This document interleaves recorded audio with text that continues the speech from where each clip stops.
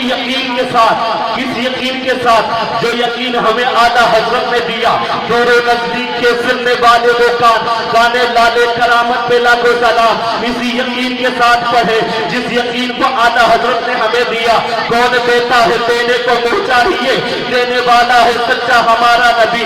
اس یقین کے ساتھ جو یقین بریلی کے قلندر نے ہمیں دیا، سرور کہو کہ مالک و مولا کہو، باقی خلیل کا گلے زیبا کہو تجھے، لیکن رضا نے ختم سخن اس پہ کر دیا، خالق کا بندہ خلق کا آقا کہو تجھے۔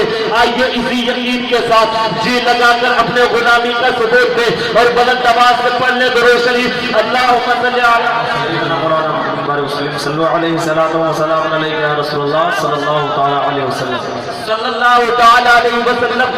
حضرات، اللہ تعالیٰ نے انسان کی تخلیق کی، آپ اندازہ لگائیں سارے لوگوں کے جیب میں ایک موبائل ہوگا۔ آپ نے کبھی غور کیا جب آپ موبائل خریدنے جاتے ہیں تو موبائل کے اندر ایک کتاب کا بچہ ہوتا ہے، آپ فریج خریدنے جاتے ہیں اس بوکس کے اندر ایک کتاب کا بچہ ہوتا ہے، آپ لیپ ٹاپ خریدنے جاتے ہیں اس لیپ ٹاپ کے اندر ایک کتاب کا بچہ ہوتا ہے۔ کیا آپ نے کبھی غور کیا آخر یہ کتاب کا بچہ کیوں ہوا کرتا ہے؟ آخر موبائل کے ساتھ کمپیوٹر کے ساتھ جتنی سائنس کی ایجاد بہترین اعلیٰ تخلیقی قسمیں ہیں سب میں ایک کتاب کا بچہ ہوتا ہے۔ آپ علامہ حسن مسعودی صاحب سے پوچھیں گے اور ہم بھی پوچھتے ہیں، اے علامہ حسن صاحب ذرا یہ بتائیے کہ آخر یہ کتاب کا بچہ کیوں ہوا کرتا ہے؟ تو حضرت جواب دیں گے یہ کتاب کا بچہ اس لیے ہوتا ہے کہ موبائل کوئی آلو اور بیگن نہیں ہے کہ جس طرح مارکیٹ سے لاؤ گے اور کھاؤ گے، پکا لو گے، پکا کے کھا لو گے، بلکہ یہ سائنس کی ایجاد کردہ اعلیٰ تحقیق ہے۔ اگر بغیر کتاب کے اسے چلاؤ گے تو موبائل کا ستیاناش ہو جائے گا، موبائل کا جنازہ نکل جائے گا۔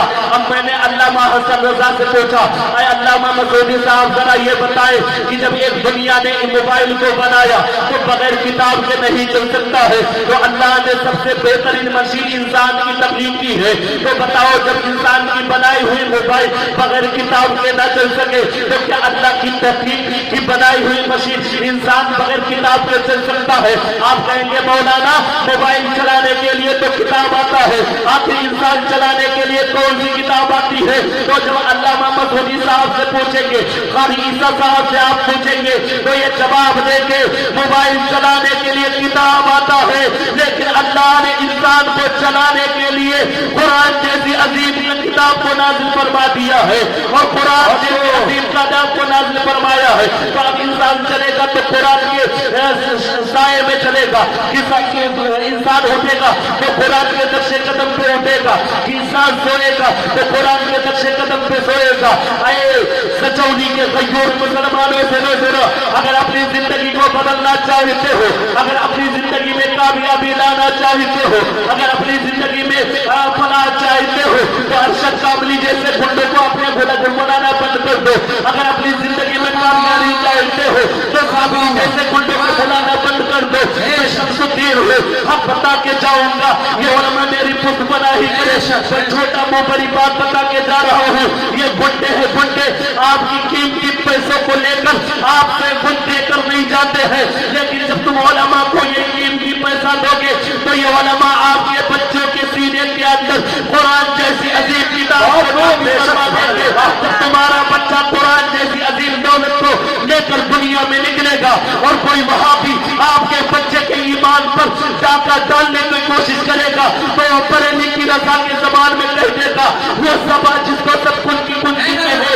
اس کی نافذ حکومت پہ لاکھوں سلام۔ اور جب یہی بچہ تمہارا پوری دنیا میں جا کے اور تبلیغ اسلام کرے گا اور یہ علماء کے بیٹھے ہیں گواہ ہو جائے، جب یہی بچہ اعلیٰ حضرت کی تربت سے چوم کر اور دنیا میں اپنے قدم کو بڑھائے گا تو تمہارا بچہ ہی نہیں بلکہ پوری دنیا کے سنی یہ کہنے پر مجبور ہو جائیں گے وادی رضا کی کوئے ہمانا رضا کا ہے، جس سنت نے وہ علاقہ رضا کا ہے۔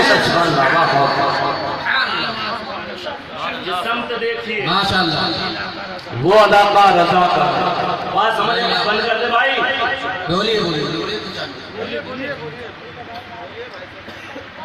بات سمجھ میں آ رہی ہے؟ ناراض بھی ہو جائیں گے تو میرا کیا کرنے کا؟ ہو سکتا ہے اگلے سال نہ بلائیں، لیکن رزاق میرا اللہ ہے۔ علامہ اسرار صاحب، رزاق میرا اللہ ہے۔